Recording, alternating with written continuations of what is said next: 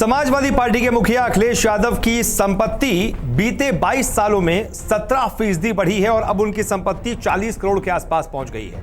लेकिन आपको बता दें, जो एफिडेविट उन्होंने फाइल किया है करहल विधानसभा से चुनाव लड़ने के लिए, उसमें यह डिटेल है कि अखिलेश यादव जब सीएम थे तो उनकी संपत्ति 4 गुना बढ़ी, तेज रफ्तार से बढ़ रही थी। लेकिन विपक्ष में रहते हुए यानी कि योगी के कार्यकाल में ये जो फीसदी है, ये जो तेज रफ्तार है, वो थम गई। समाजवादी पार्टी के मुखिया अखिलेश यादव, उन्होंने जो एफिडेविट फाइल किया है करहल विधानसभा सीट से चुनाव लड़ने के लिए, उसके मुताबिक बीते 22 सालों में उनकी संपत्ति में 17% का इजाफा हुआ है और अब उनकी संपत्ति लगभग 40 करोड़ के आसपास पहुंच गई है। लेकिन बीते 5 सालों की अगर बात कर ले, यानी कि विपक्ष में रहते हुए उनकी संपत्ति योगी काल में सबसे कम रफ्तार से आगे बढ़ी है।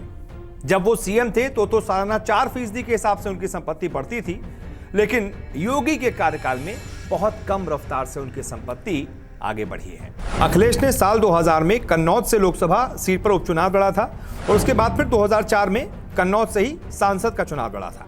तब दाखिल किए गए नामांकन पत्र के मुताबिक उनकी संपत्ति 2 करोड़ 31 लाख रुपए थी, जबकि आज उन्होंने करहल से जो नामांकन दाखिल किया है उसमें संपत्ति है 40 करोड़ 40 लाख रुपए। यानी कि बीते 22 सालों में 2000 से लेकर 2022 तक उनकी संपत्ति 17 गुना बढ़ गई है।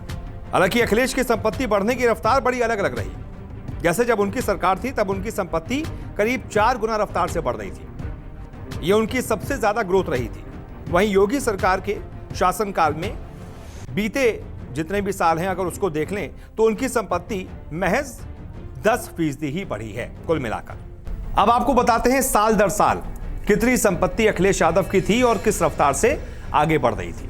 2004 से 2009 के बीच 2 गुना रफ्तार से बढ़ी संपत्ति। 2004 में जब अखिलेश यादव कन्नौज से लोकसभा का चुनाव लड़ने उतरे तो उन्होंने एफिडेविट में बताया कि उनके पास 2 करोड़ 31 लाख 42 हजार रुपए और 705 रुपए की संपत्ति थी। इस दौरान अखिलेश ने बताया कि उनके पास कोई उनके नाम पर गाड़ी नहीं है, जबकि पत्नी डिंपल यादव के पास 23 लाख रुपए की ज्वेलरी एफिडेविट में बताई गई। 2009 में एक बार फिर से अखिलेश कन्नौज से चुनावी मैदान में उतरे, तब उनके एफिडेविट के मुताबिक उनकी संपत्ति बढ़कर हो गई 4 करोड़ 85 लाख 82 हजार 202 रुपए। यानी 5 साल में लगभग 2 गुने की रफ्तार से अखिलेश की संपत्ति बढ़ी। वहीं उनकी पत्नी डिंपल यादव के पास ज्वेलरी भी 2 गुनी रफ्तार से बढ़ी और 2009 में 23 लाख से बढ़कर 46 लाख रुपए की ज्वेलरी उनके पास हो गई। 2012 में बने एमएलसी 3 साल में 4 करोड़ बढ़ी संपत्ति। 2012 का विधानसभा चुनाव जीतने के बाद अखिलेश यादव को कन्नौज लोकसभा सीट से इस्तीफा देना पड़ा। विधान परिषद के जरिए वो सदन पहुंच गए। सांसद से एमएलसी बनने तक उनकी संपत्ति 1.82 गुना बढ़ी। 2012 में दाखिल एफिडेविट के मुताबिक अखिलेश ने 8 करोड़ 84 लाख 83 हजार 492 रुपए की संपत्ति बताई। 3 साल में उन्होंने डिंपल यादव को 22 लाख का उधार भी दिया।